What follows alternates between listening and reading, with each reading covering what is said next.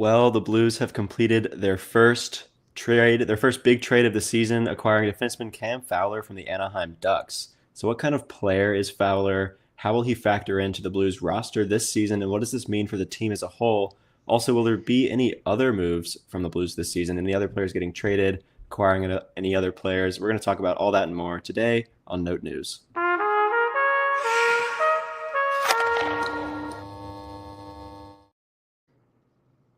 Alec, how you doing? It's the holiday season. It is also has been lately at times the Holloway season.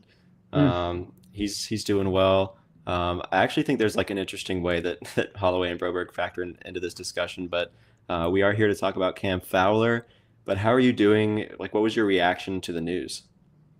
Definitely surprising. I wasn't expecting the Blues to buy at all this Hmm. season, and I wasn't expecting them to that for that to be the first move that they make. Usually, it feels like you'd do it the other way around, Right. but here we are, and so I was pretty surprised. I think like instant reaction once I saw it, it was just kind of a hmm.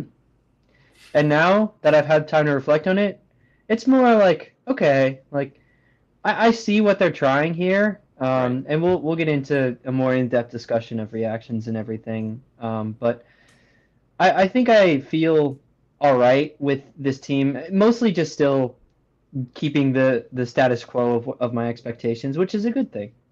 Yeah, for sure. I think I'm somewhat in a similar boat. My thoughts on this have gone back and forth a little bit over the course of the past couple days, but we're going to talk about the deal itself, and then Cam Fowler, the player. What kind of player is he? How will he factor into this Blues team, and what is the outlook for the rest of the season? But before we do, if you're new to Note News, we'd appreciate if you would like this video, subscribe to our YouTube channel, and follow and rate the podcast wherever you listen. Those are especially the best ways to support us. And so if you're enjoying what we're talking about and enjoying what Alec and I are doing here, that's something we would really appreciate. We're also on Instagram, Twitter, and TikTok at Note News Pod, where we'll post updates, fun memes, graphics, all that kind of stuff, and news about when we're going live next and stuff like that. So we're looking to do these live streams at least once a week on Sundays, probably is how it's looking. Um, we wanted to get this one in today before the Blues play in a little over an hour, but we appreciate everyone for tuning in today. But let's go ahead and dive right into the deal here. So St. Louis acquired Cam Fowler and a 2027 fourth round draft pick from Anaheim in exchange for defenseman prospect. I'm probably going to butcher his name here. It is a long one. Jeremy Biakabatuka. I think that's about as good Pretty as I can sure. do. 2027 second rounder was also sent to Anaheim, but Anaheim did retain $2.5 million of Cam Fowler's contract, which means that the Blues are on the hook for $4 million of his contract over the next couple of seasons. He's got a season and a half left. He'll be a UFA after the 2025-26 season, and so really the way that this fits into sort of this Blues retool timeline. I mean, this 2 years number is one that has popped up a lot. It was the length of the Bannister deal, which is no more. It's when Alexander Steen is going to take over in the front office, and it's when guys like Dylan Holloway and Philip Broberg are going to be up for a contract extension and stuff like that. So I think this sort of fits into the timeline itself, but we're gonna talk about the player in a second. But Alec, factoring in what kind of player Fowler is, do you think that this was like the deal itself? Do you think it was good in terms of what the Blues gave up and the return that they got? I think the what we gave up wasn't too significant. Honestly, the biggest piece is probably that 2027 second rounder, Hmm. but that's a second round pick in 2 years. So that isn't, at least right now, doesn't feel like a huge loss, really.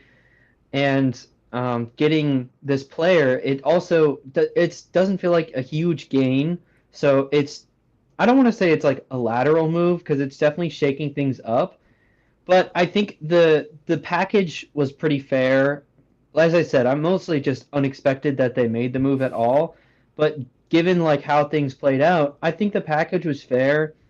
And I really have no problem with how they went about acquiring Fowler.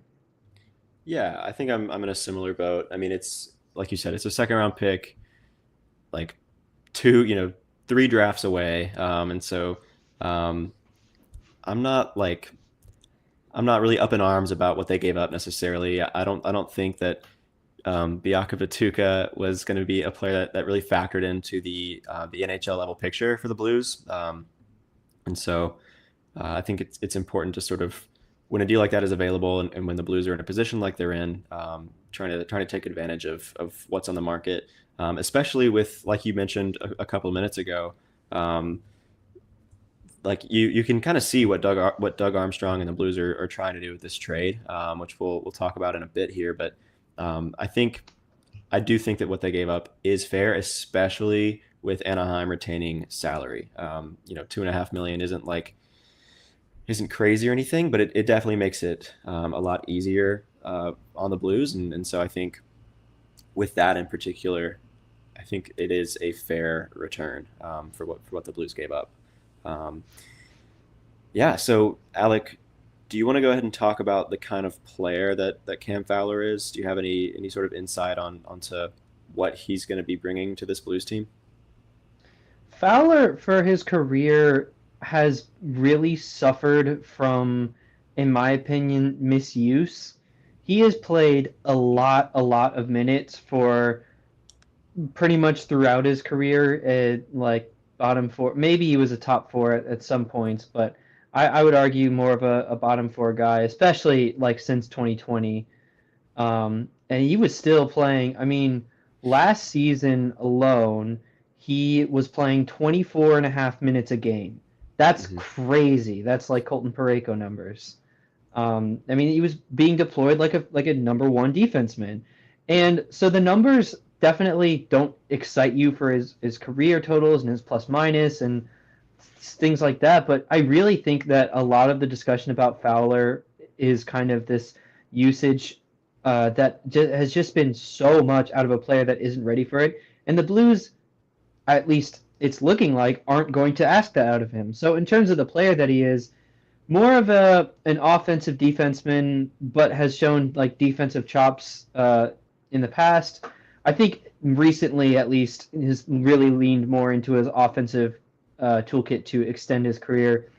This season has really been struggling. Had 4 points in 17 games, 4 assists, 0 goals for the Ducks. So really, just not creating at all offensively this season, Yeah, and only played in 17 games. So um, it his career was sort of on a downtrend, and I think a new situation will at least we'll get to see where he can go from there. And I think there's actually a lot of reason to be optimistic about his offensive ability with the Blues now. Not hmm to say that I think he's going to overtake Broberg or Pareko or anything to do so, but I think that getting out of Anaheim, which has just had such a disheartening season that you see even guys like Trevor Zegras like just look like the joy of hockey has completely left them.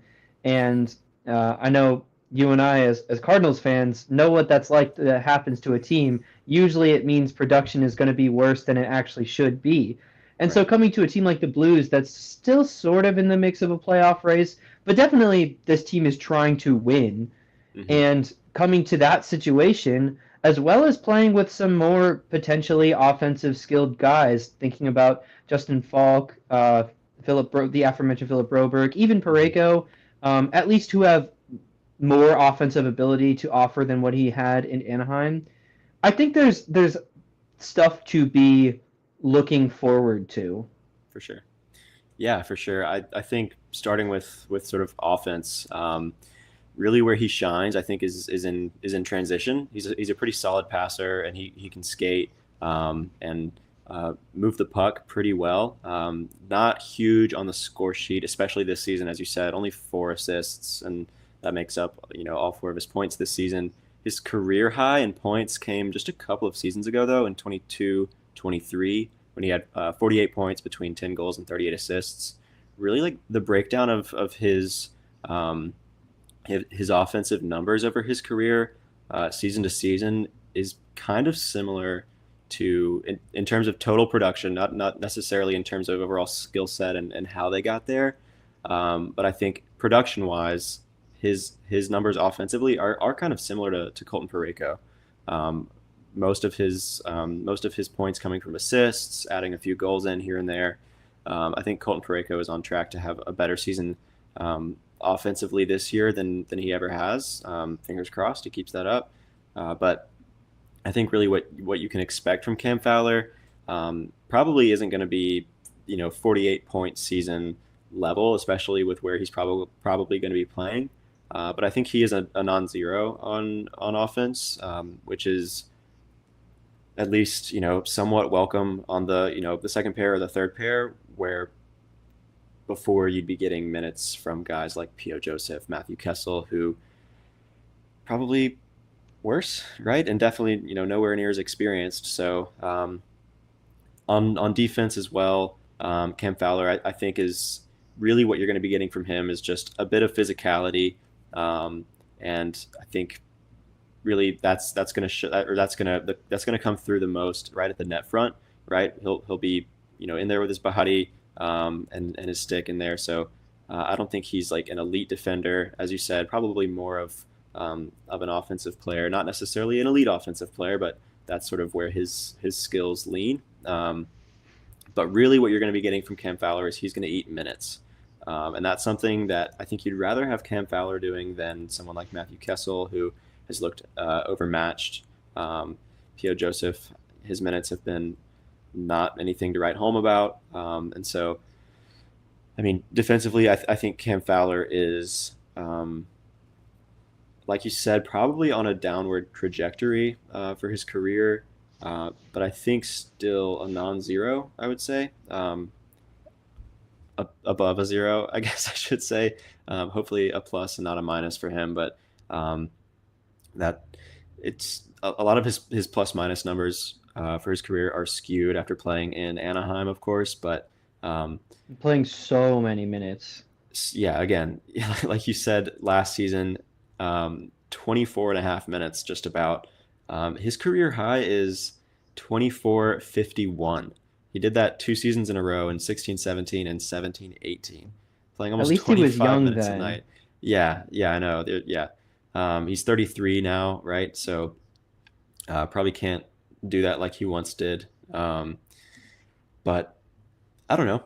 I think with where he'll be deployed, I think he's kind of a welcome addition. And how do you think? Let me ask you this: how do you think he'll factor into special teams? Because I know he was an important piece on the Ducks power play and factored into their penalty kill as well. Wasn't looking all that good at it much lately, but do you think he'll factor in at all on this Blues team? If I'm being honest, I kind of don't expect that. I think he would have to earn it. I think the power play spots are still pretty set between Broberg, Pareko, and probably Falk is the other guy you'd consider there before you go to Fowler. But if he just like Hmm. really lights it up and earns a spot, I could see that happening, although I wouldn't bet on it. And on the penalty kill too, I would be a lot more surprised if he played on the penalty kill. Um, he's just a very slow player and as we said, not really stout defensively. His block shot totals are much lower than a lot of other defensive guys.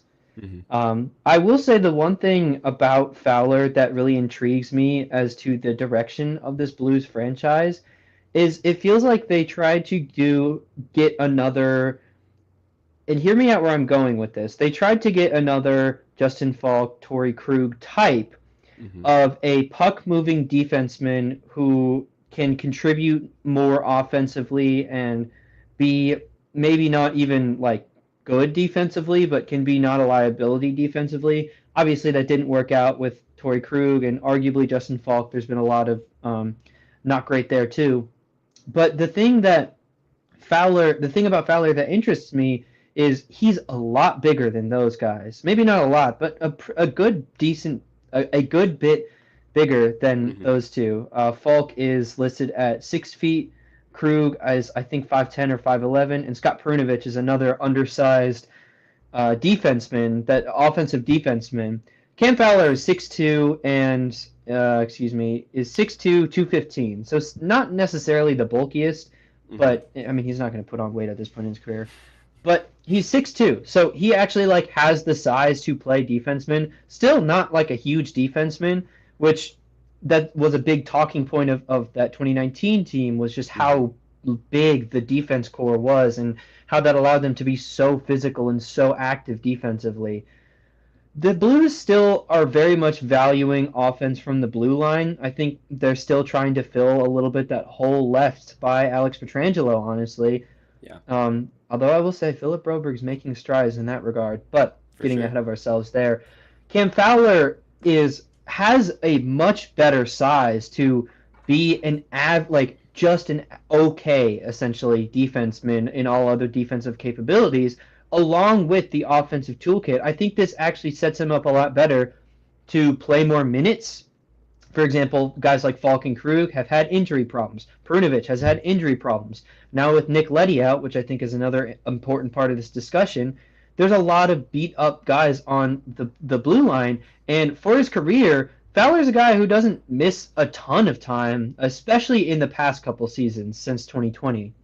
Um, and so with his size and with sort of his career trajectory, I think the Blues are still trying to what it's signaling to me is they're still trying to build things their way, which you would hope, I guess, that they do have a plan. And it seems like they do have a plan. It might not be to exactly recreate that 2019 team, but Hmm. Fowler was a guy that they could acquire on the cheap that makes their team better right now. Yeah. And the other part of this discussion that I think is the first thing that my mind went to is what this means for the other defensemen. Hmm. I think Fowler like signals them that there is going to be a shakeup in this defensive core very soon, whether it be this trade deadline or really this offseason. I think this is the year that they stop trying to find the best offer and really just pull the trigger on whatever they can get. Maybe that's getting a little bit ahead of myself here, but all of this to say that it's more about what Cam Fowler signals to me that the Blues are trying to do than his play on the ice, which will remain to be seen how that turns out. Yeah, for sure. We can talk a little bit more about what this means about the Blues team as a whole, both long term and for this season in particular. You sort of hinted at it a little bit, talking about Nick Leddy. I think Cam Fowler pretty much was brought in to fill in that Nick Leddy role of the veteran who, is okay, probably going to be on a second or third pair. Nick Leddy obviously started the season on the top pair, but he has gone down with an injury that, because of um, the rules in the NHL, players are not really required to disclose what their injuries are, and so we don't really know what's wrong with Nick Leddy. He's been out since the middle of October, but he has been traveling with the team recently, but was sent back. Uh, Montgomery said his whatever was going on with him flared up again, or something along those lines, and so Nick Leddy is still, it's sort of up in the air whether or not he'll be back anytime soon, which is tough for him, right? As a person, you hate to see a person or a player go through that, no matter how frustrated you are with their on ice play. So, best wishes for Nick Leddy and his recovery, but it's probably unlikely that he'll return in any really significant role this season, at least for a long time. Is how it's looking. Um, so I think Cam Fowler was really, brought in to fill that role. He is another one on the list of aging defensemen, right? You've got the aforementioned Justin Falk and Colton Parayko. Um, and Falk is 32. You've got guys like Colton Parayko, 31, as I just said, and then Ryan Suter, obviously being the big one, who's 40 years old. Um, and then Nick Leddy, who I just mentioned, is 33. Cam Fowler is 33. So he is older. He is a veteran defenseman, but he is older. And I think if this was something that Armstrong and the Blues were pitching to the fan base as like a long term move, that would be one thing. but this really signals to me short term patching a hole, that kind of thing. And so long term, I'm not too worried about it, but we can talk a little bit more about this season in particular. Um, Really, where I think this discussion gets the most interesting is how this impacts the young guys, right? Will it impact Philip Broberg's playing time? I don't think it'll. Um, I don't think Cam Fowler will be like taking high leverage minutes away from Philip Broberg, but hopefully, I think let me just say, like, since Philip Broberg came back from injury, I think he's been overused a little bit, playing a lot of minutes, which is good to see that he's capable of it. But I think it's something that, thinking long term, maybe Montgomery and the Blues should slow play it just a little bit, ease him back into it, and I think having Cam Fowler here will sort of help with that for Philip Broberg. Matthew Kessel was sent down to the AHL, so his playing time was is sort of in hiatus for the time being at the NHL level. But what do you think about, how this impacts young guys? How will it impact P.O. Joseph's ice time? How will it impact, in particular, Scott Perunovich? I think is the most interesting one. Yeah. A guy who's sort of had a bit of a resurgence in recent weeks, and is looking hopefully like a better player than a lot of us thought he would be coming into this season. How does Fowler impact that in your mind? Yeah. I think Scott Perunovich is the center of this discussion. To me, and Scott Perunovich is such a difficult conversation for me to have. On this podcast, probably a month ago now, I want to say, maybe a little bit more. Mm-hmm. I declared that I was done with Scott Perunovich. I couldn't do it anymore. He was just not doing anything, didn't look ready, and we had been trying this for like what feels like forever now. Then like the next week, he scores his first goal and sort of goes on this tear and regains some credibility and hope from the fan base. Mm-hmm. And like, boy, I just don't know where I'm at, if I'm being honest, because this will circle back to Cam Fowler, I promise. I am still like, I've been burnt by Scott Perunovich before. I'm sort of ready to be burnt by him again. I see the development and I see what people are saying that he's like showing it. And honestly, like the biggest thing I have to say about, or the biggest like qualm I have with that is I can't disprove it. Like I can't disagree that Perunovic has been so much better and so much like consistently better, but there's just such a track record of bad, sucking before that. So where the thing that is disappointing to me, honestly, with defenseman usage, is that the way you figure that out is you keep giving him time to see what happens. Perunovic hasn't played in like I want to say 3 or 4 games now, been healthy Mm-hmm. scratches each time, just essentially getting sat for other people in the lineup. And I think that's really the wrong. That's the one thing I will come to terms with the Perunovic defenders is he does need playing time, so we can see Yeah. what we got here. I don't think he needs playing time because he's our second best defenseman on the team or third Mm-hmm. best, but maybe he could be. I don't know. I'd like that for sure. And so Perunovic, like how bringing in Fowler affects that discussion is honestly really negatively for Perunovic's outlook. This is another left shot offensive defenseman, exactly what Perunovic is, except Perunovic is younger and smaller, and which makes it harder for him to keep up. And so, I think it's really going to be interesting. I think even just this week, monitoring how they do it. I don't know. Maybe are they trying to do like an old man tandem with Suter and Fowler, and just have him go back and forth between whoever like needs to hit the oxygen tank that week, or is Perunovic going to be slotted back in this lineup? Because like there's just the amount of left shot defensemen. I mean, it feels like there's just way more left shot defensemen than right in the NHL. But Yeah. regardless, um, have it gets so much harder even with Kessel down. It gets so much harder to slot Perunovic back into this lineup. And while Letty is out for the sort of foreseeable future, I expect that he'll be back this season, probably, in, I don't know, maybe a month, maybe more, depending on how long he needs. But then that still like further complicates things because that's another one you're gonna have to put on that side. And so Hmm. in terms of the other young defensemen like P.O. Joseph, if I'm being honest, I don't really know that this team was ever going to be counting on or believing in P.O. Joseph.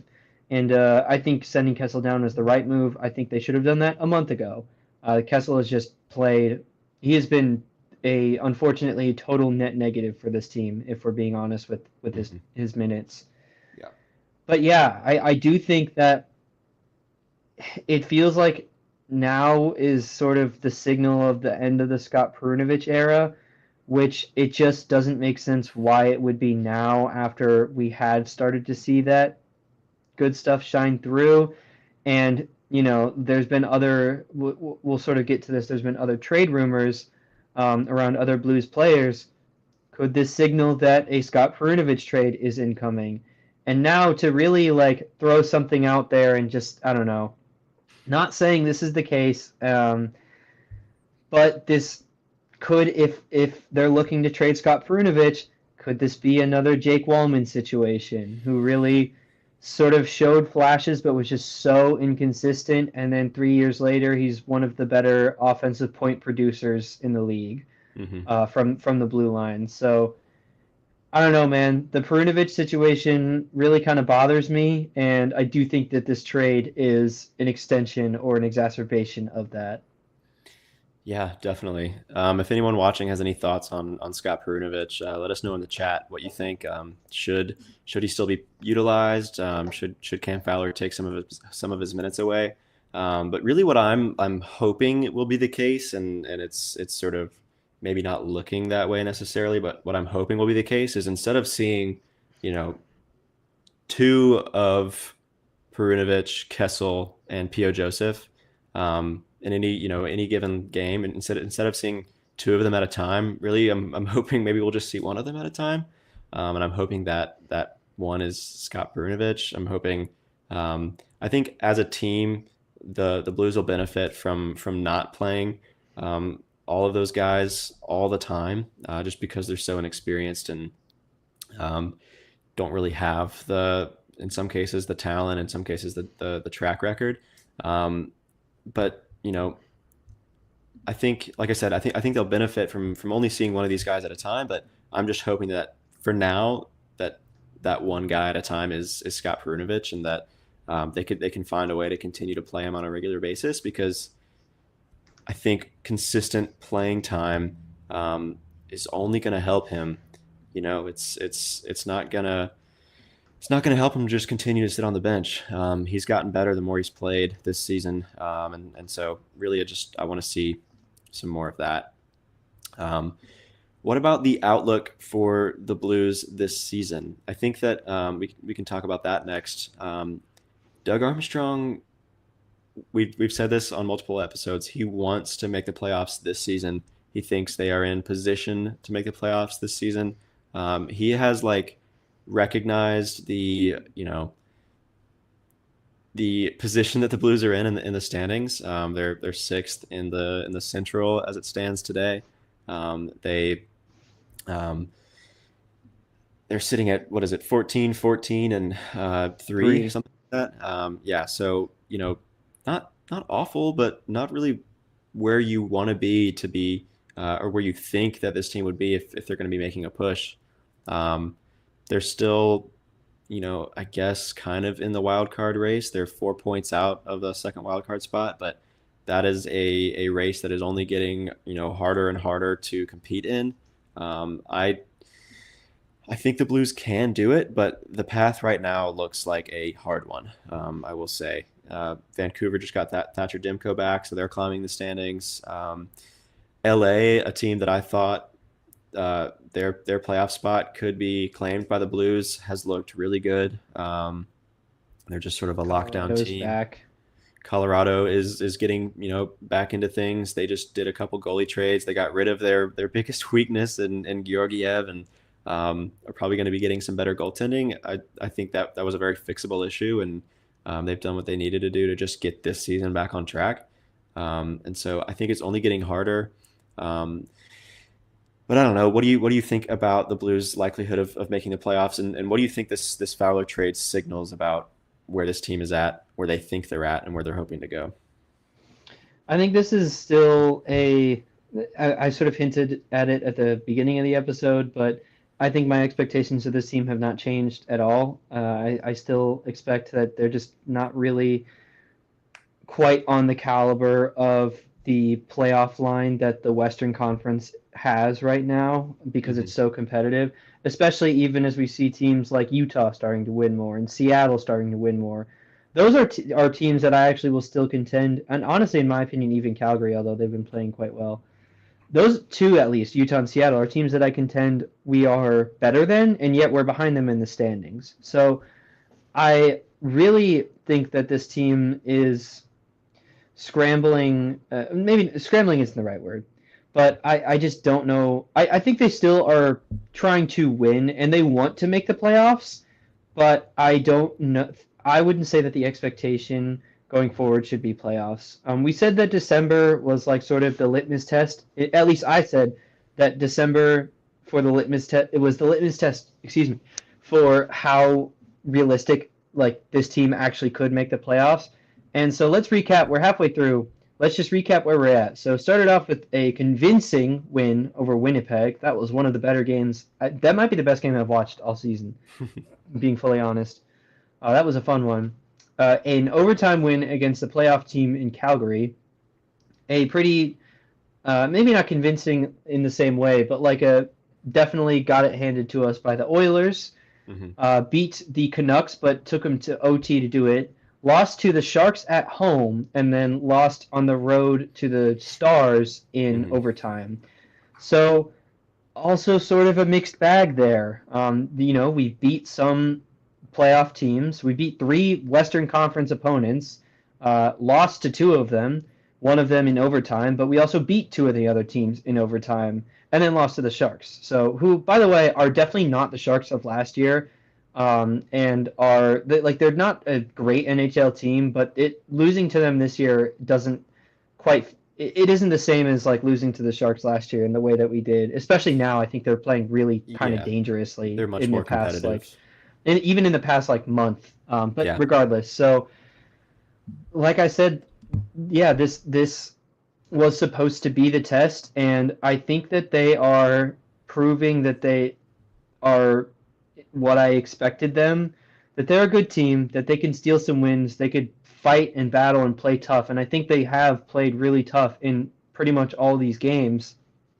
But I still just don't think that they have the horses, like just this locker room is very clearly bought in and fighting under Jim Montgomery, and that's so exciting to see because that's like the hardest thing in sports to get. It's Hmm. so intangible, it's so rare.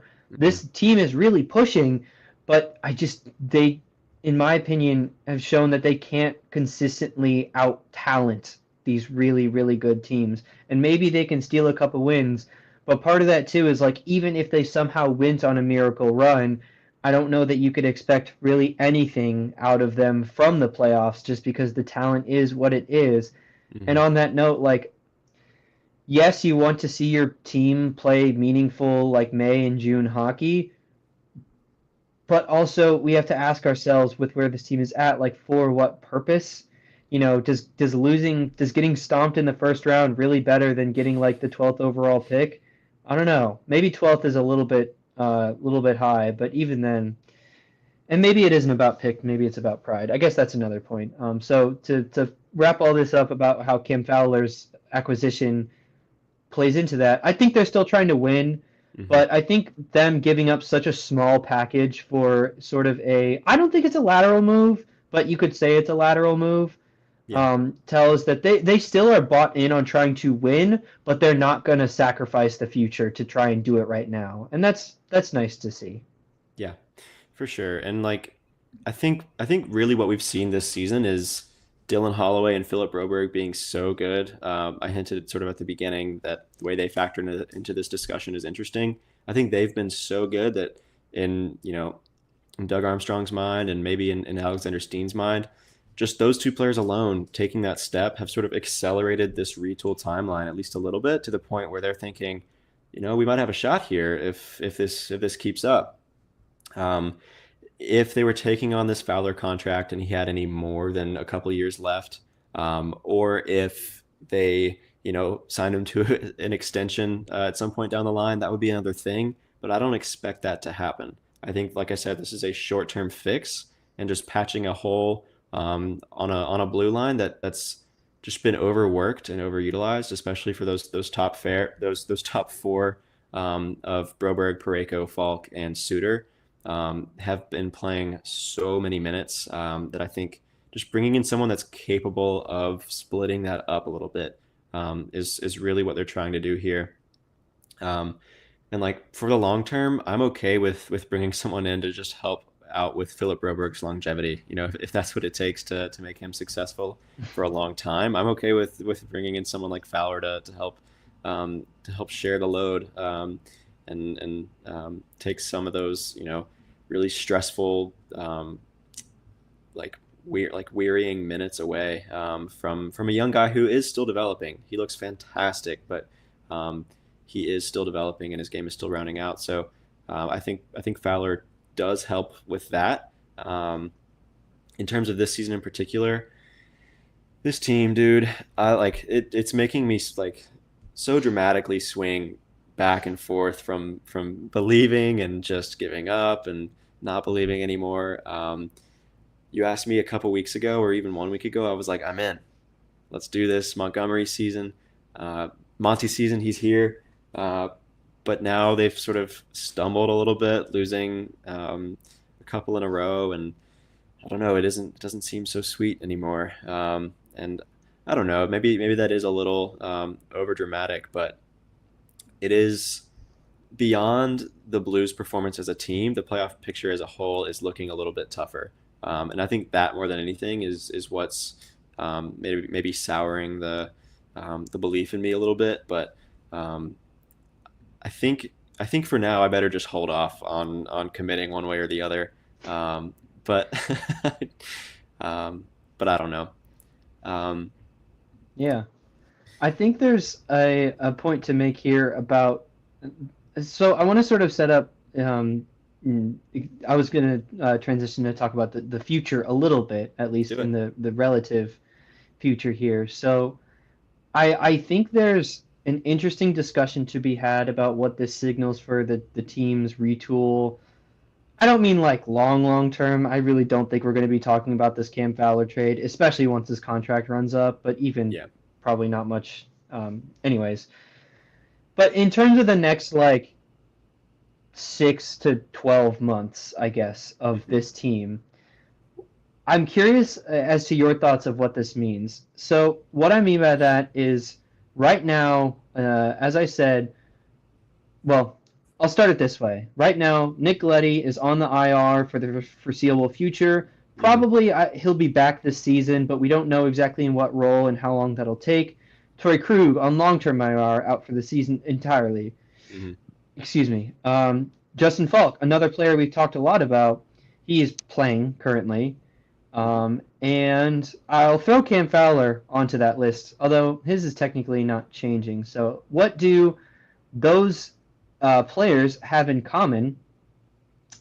Well, they're all making around between 4 and 6.5 million a year. So Cam Fowler's technically making 6.5, but the Blues are only footing the bill for 4 million of his salary. Mhm. Falk and Krug both have matching contracts of 6.5 million until 2027-28. So Mhm. in the 2027 offseason, they are going to become UFAs just to set this up. So an easier way to think of that probably is they have 2 more years after this one. Yeah. Fowler has 1 more year after this one, and Nick Leddy has 1 more year after this one at four Mhm. million. Mhm. All of those players, their trade clauses become modified no trade clauses this offseason. They go from full 32 team no trade clauses to modified 16, or in Krug's, or sorry, Falk and Krug have 15 team no trade clauses. Leddy has a 16 team no trade clause. But regardless, that means that these contracts are a lot more easier to stomach and move this offseason for a variety of reasons. One, because you wouldn't have to go through any agent to make them waive the no trade clause if you're moving them to a team that they want to be traded to. Secondly, the money is a lot easier to manage with 2 years remaining instead of 3 or 4 years. Look at, for example, Cam Fowler, an aging defenseman with $6.5 million on his contract, got traded to a retooling team who thought they could use his services in one way or another. Maybe there's a case that someone out there could talk themselves into 2 seasons of Falk and Krug. You probably have to eat some money just like Anaheim did, and or throw a prospect to sweeten the deal because the Blues don't have a ton more picks to give up unless they do something crazy to get more picks. But that's too much right now. Um, so there is already a model. It's maybe I definitely too tinfoil hat to say Armstrong wanted to set the model so that he could use it against other teams this offseason, though that would be crazy and awesome. But there's already a model now of trading for a low to mid 30s defenseman with a middling level contract with a partial team no trade clause. And so I'm just curious as to your thoughts of like, to me, this feels like a move is coming. Do you agree with that? And then if so, do you imagine that we could potentially see something in season? With that, it would mostly depend on if Letty returns, because I'm not sure that they want to move Falk just with the pervasiveness of left shot defenseman, Falk being right shot. But could it happen in season, or how likely then do you think it is that someone, if not multiple, deep Blues defensemen are moved this offseason? This season, like mid-season, I don't think it's very likely. If I'm being honest, I would like it if they would do it and find someone to take on those contracts as soon as possible. Um, but like mid-season, I don't think I don't really see Doug Armstrong doing that. I think that um, right or wrong, he really likes what he has in the defenseman group, and I think that the fact that they're trying to make the playoffs is makes it unlikely that they're going to trade away one of those players that's eating up a lot of minutes, like a Justin Falk or a Ryan Suter or something like that. I think if they were clearly out of the playoff race, then maybe that I think that's something we could see. Um, but the fact that they acquired Cam Fowler to me means that they didn't think they had enough depth. And so if they're trying to make the playoffs and they're trying to put all their chips in the middle, why would they then go and trade away another one of those defensemen that is eating up a lot of the minutes and is providing that depth? I don't see an argument for that. Sort of based on what Doug Armstrong has said and done over the course of the summer and this season. Now in the off season, I think that's a different story. I would hope so. I think there could be other moves in midseason. Let me say that before I move on to the offseason. But I think there could be other moves midseason, maybe from the forward group, players that are dealt, particularly Brandon Saad that we'll start talking about in just a minute. But among the defensemen, I don't see that happening in the middle of the season. I would, like I said, I would be more inclined to say that that could happen in the offseason. I would hope that it would happen in the offseason. Um, Ryan Suter, his contract is up after this season, so he's not one to really factor into this discussion. I would hope that they wouldn't try to extend him beyond this season. At like 40, he'll be 40, I think. Yeah, Yeah. 40. He'll turn 41 next season. I mean, he's basically Big Z. Yeah, basically. But yeah, like a Cam Fowler is a rental. A Nick Leddy could be a rental for another team. You sort of said their free agent years. After this season, 2 seasons of Justin Falk and Torrey Krug could be an appealing depth option. Sort of not like a half season rental, but for a couple seasons, I think that could be appealing to a team that's close, but maybe needs a little bit more defensive depth.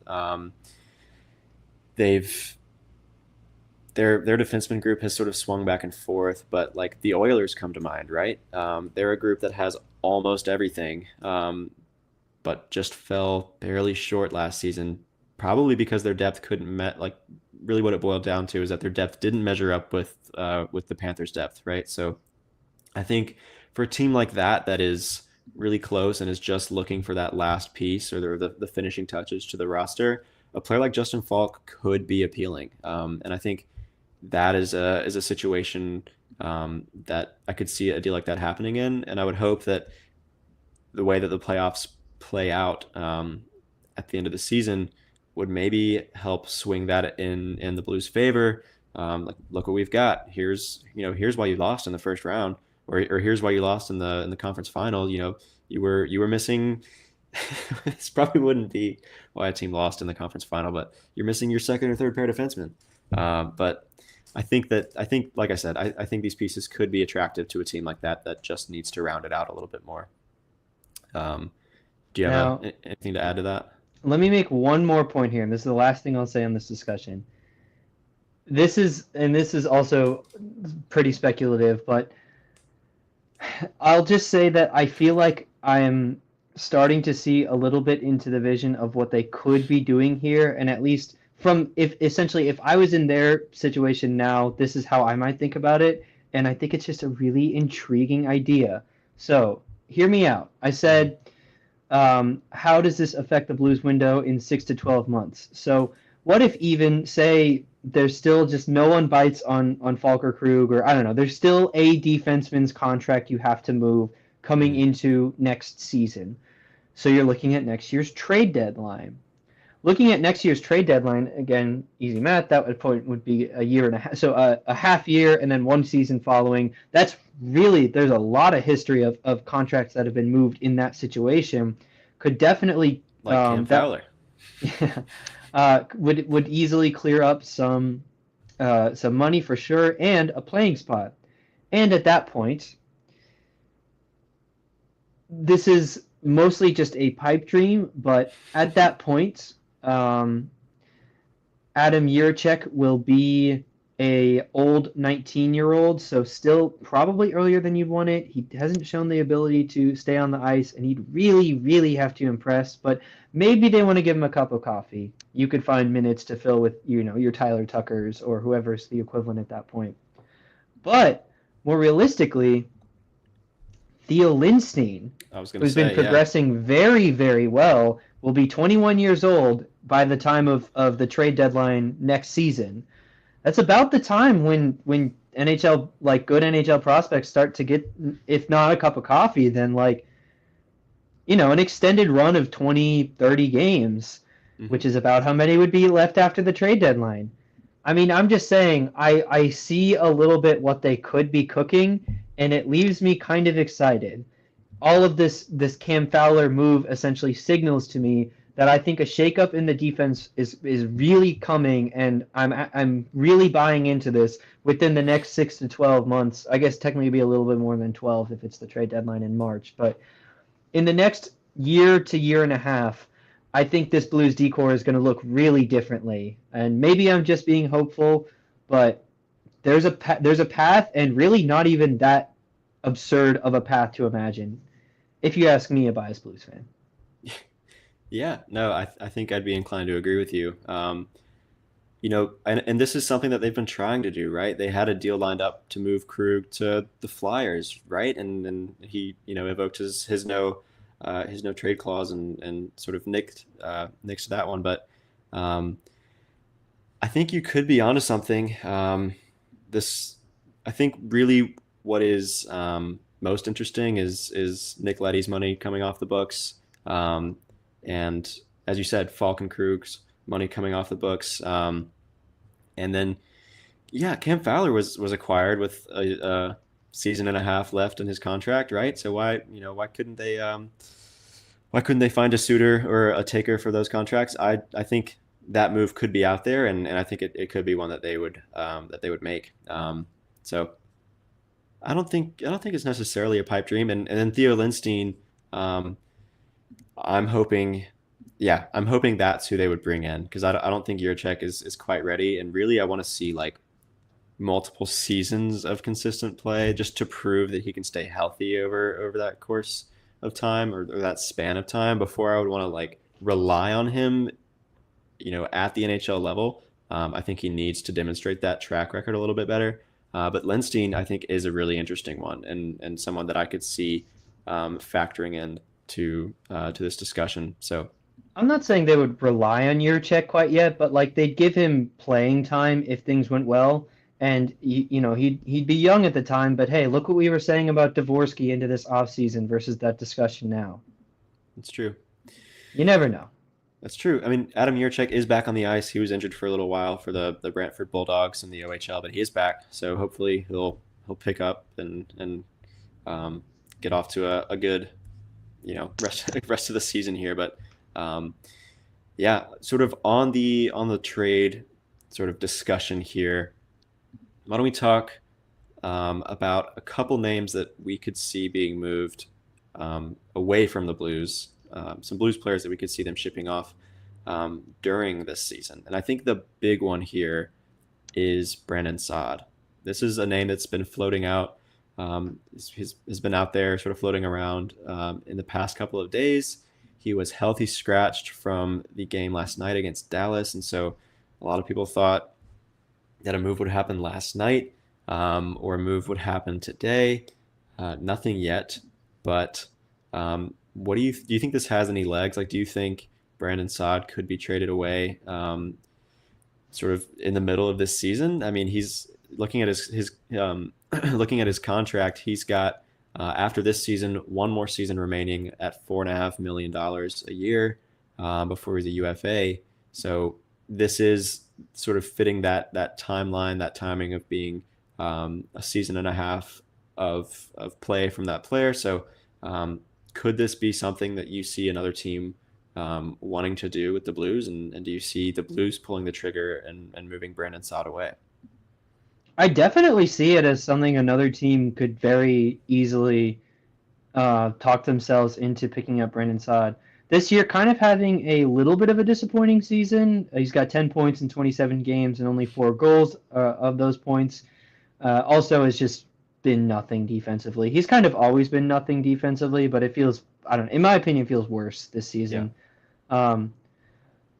I definitely think there would be interest from a lot of teams as like a partial rental, maybe even not like a wagon trying to put themselves over the edge. Thinking like I don't know. The Devils are just such a unique team. Probably not like a Winnipeg Jets type, but maybe more of a scrappy, like wants to give themselves a chance for now and the future. Maybe like a Kings or maybe the Canucks, or looking in the Eastern Conference. I don't know, Boston or Tampa, whatever. Regardless, I definitely think that there's interest around the league in Brandon Saad, partially because there's been interest since he signed with the Blues pretty much after his first season when he sort of, I don't want to call it a career resurgence because it's not like he was amazing and it's not like he was absolutely terrible before he came to St. Louis. But I think that there definitely would be interest, and more about would the Blues pull the trigger mid-season. I think a lot of the buzz is partially just because it makes so much sense, and especially it makes so much sense to like us as fans trying to, and like NHL roster build, almost like a video game or something. Like that's what you would do, but will they realistically do that if they're trying to instill a winning culture, if you will? I honestly think still that it's possible, maybe even likely. But yeah, I think that there definitely is some fire to the smoke. Although I'm not saying that it's like imminent that he will be traded. I think Armstrong has definitely proven the benefit of the doubt that they're not going to take less than what they want. So if he gets traded, I'm going to trust the return that it's going to help this team in its retool. And definitely by far, he makes the most sense of players to be traded, especially from the forward group. Mm-hmm. So it makes a lot of sense. Will it happen is impossible to say, but it could, and it's maybe even likely. And I think I would be fine if they did. I'm going to say yes. I'm going to say it happens. I think the timeline of his contract lines up perfectly. It is more complicated than just is there a fit, because he does have a no trade clause and would have to waive that before he's eligible to be sent off. But I think there could be a lot of teams that want a player like Brandon Saad, who, while maybe not super reliable defensively, as you said, you can count on him to score anywhere between 15 to 25 goals a season, Yep. um, pretty much regardless of where he slots in. Probably in most cases 20 to 25, something like that. So I think that that's a kind of player that a lot of teams could want. Um, you know, Pittsburgh Penguins, they're a team that has had a ton of issues this season. They're sort of like starting to sort of level out a little, I guess. But Saad is from Pennsylvania. Maybe he would want to waive his no trade clause to accept a move there. It could be an option. You look at a team like Edmonton. I just brought them up. They are sort of lacking forward depth. Zach Hyman hasn't been what he has typically been in his career. And if this last playoff run was any indication, you can't rely solely on McDavid and Draisaitl to win a Stanley Cup. Maybe if David had scored one more goal, then that story would be different. But you need to build around players like that, and I think that's something that they could, be willing to take on for not a huge cap hit. Although maybe after sniping a couple of young players away from them, um, they wouldn't be too inclined to help the Blues out by taking a guy like that off their hands for a good deal. But I mean, hear me out. Hear me out, okay? Chicago Blackhawks. This is the Goes team. back. This is the team that drafted him, right? He has played there for, let me count it up, 1, 2, 3, 4, 5, 6, 7 seasons of his career, and they drafted him.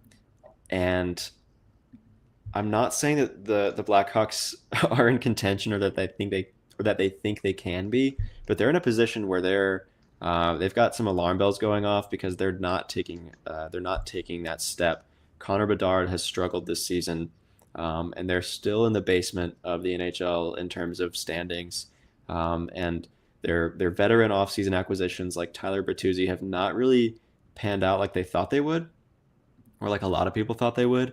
And so I think they could be eager to shake things up a little bit, bring in someone like Brandon Saad, who again is a reliable offensive producer, not an elite offensive producer, but a reliable one. He's pretty consistent. And so I think that could be something that they're willing to take on. And I also think that that's something that Brandon Saad could be willing to agree to. He's not going too far away, and it's a team and an organization that he's familiar with, and he has a chance to play with an up and coming young star, and Connor Bedard, and a guy like Frank Nazar, who's also starting to factor into the roster build up there. And I think that they're eager to get some players and some voices in that locker room um, that have been there before, that know what it takes to win, and not get stuck in this position of just a neutral or wheel spinning like we see Buffalo or Montreal or teams like that just sort of stuck in. And I think they're also looking across the country at San Jose and seeing them looking a little bit better. Probably looking this season to how the Blackhawks thought they would look this season, Mm. with Macklin Celebrini being a big reason for their maybe not. I guess their moderate successes so far this season, and that's just not happening in Chicago. And I think they could be willing to take on a player like Brandon Saad to help out with that. But I guess I kind of went on a tangent there. But in short, I do think Brandon Saad gets moved in the middle of this season, and I think of any player on the Blues, he makes the most sense. Um, he his contract is up after not too long. He is not playing a position that um, is scarce for the Blues. Like if he was a center, then it would be a different discussion, but he's not. So he's just he's on the left wing, and I think there's a lot of other names that they could fit in there, and I think for all those reasons, he could be one to move. But um, yeah, any others that you see being moved in the middle of the season or even in the off season? You sort of gave a case for a few there, but any others? Um, unless it's like I would say if they're going more full tear it down, maybe not full tear it down, but if they go more of like a tear it down style, which with the Cam Fowler acquisition just seems so unlikely. Then you could throw out more names, maybe like a Faxa and either of the Joseph brothers. Hmm. But I really think if I think a move is coming. I think they're selling something, whether it be just a prospect. Honestly, could happen, just like a prospect swap, or because Hmm.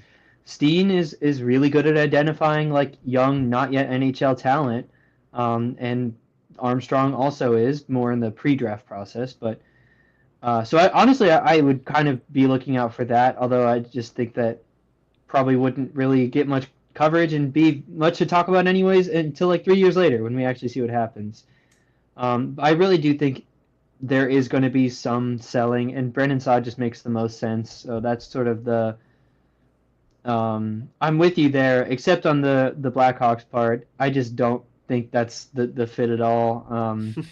I believe I could be incorrect, but according to NHLTradeTracker.com, the Blues have not made a trade, completed a trade with the Chicago Blackhawks since 1977. So I'm not sure that Saad. Maybe it is the link that sort of reestablishes that. And the rivalry, definitely the Blues Hawks rivalry, has really cooled off in this era of hockey.